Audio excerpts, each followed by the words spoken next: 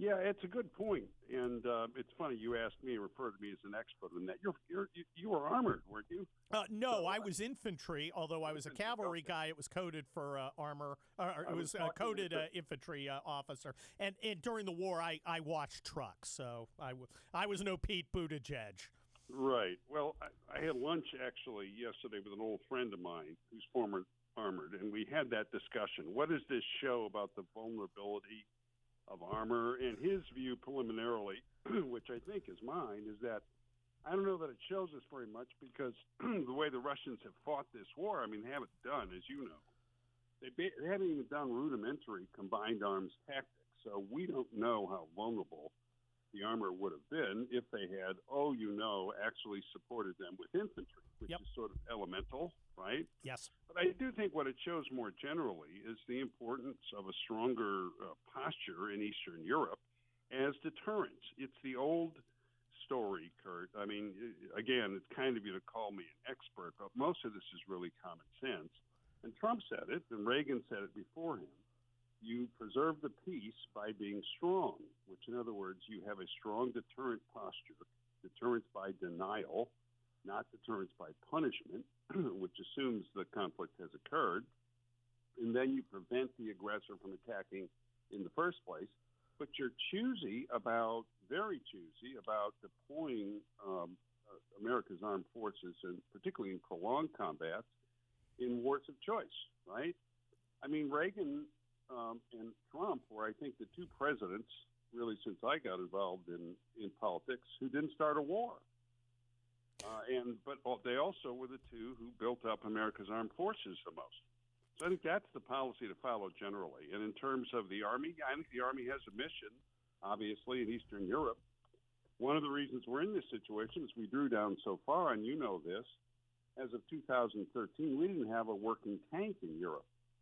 Well, yeah, Putin may have felt like, we were not going to defend our interests there. Well, Senator Talent, what does the Ukrainian resistance to the Russian invasion in Ukraine, what lessons does it give for us and for the Taiwanese government regarding Taiwan?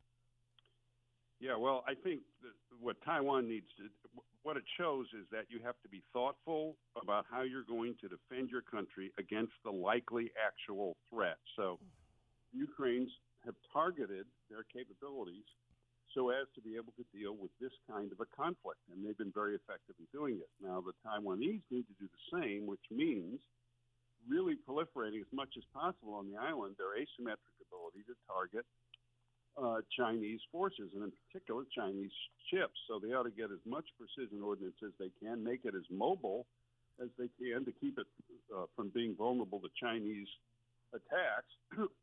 And it counsels against, really, going out and trying to build submarines, for example. I mean, a couple of submarines are not going to stop the Chinese, but a number of truck-mounted cruise missiles are really going to be a headache for them. And it also shows that the will to fight and making clear you have the will to fight is very important in deterring an aggressor. Senator Talent, I remember those videos of Ukrainian forces handing out assault rifles, essentially AK family weapons, to citizens in Ukraine, many of them who had prior military training. Can you see the Taiwanese government leveraging its own citizenry through some additional training and, frankly, a Switzerland or Israel-like distribution of weapons, a decentralized distribution, to make essentially put a shooter behind every blade of grass and raise the cost to the PRC to invade? We have about 15 seconds left before I threw that hand grenade in the ring. It's been an ongoing debate in Taiwan. It's heating up now. If you're going to do it, you have to really do it. You have to figure out what role you want them to play. You have to train and equip them to play that role. They did that in Ukraine.